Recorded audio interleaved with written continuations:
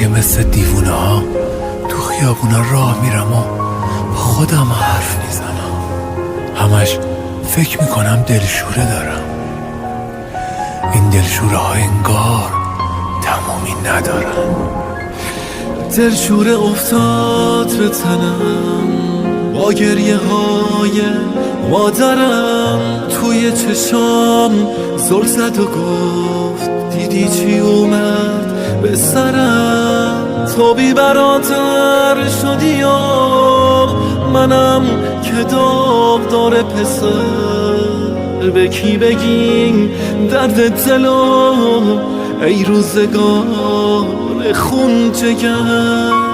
خالی جا تو زندگی هم بازی کودکیام، خیس تموم گونه ها. تنها شدم تو بازیام، تنها شدم تو بازیام. من هنوزم تو خلوتم، واسط یه بیقرارم، واسط یه بیقرارم.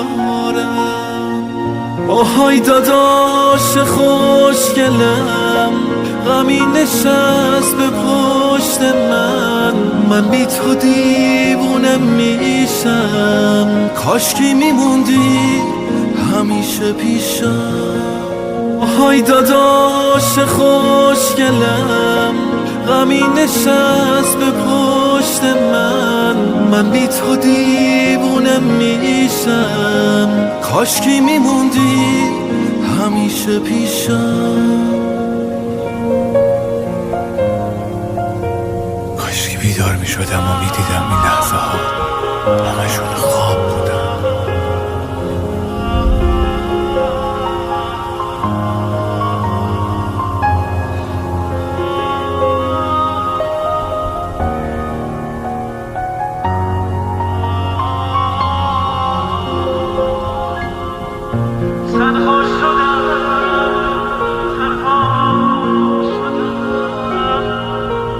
من هنوزم تو خلوتم، واسط یه بیقرارم،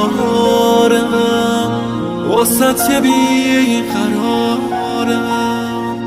آهای داداش خوشگلم، غمی نشست به پشت من بی تو دیوونه میشم.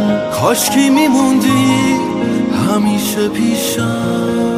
آهای داداش خوشگلم، غمی نشست به پشت من بی تو دیوونه میشم. کاشکی میموندی همیشه پیشم.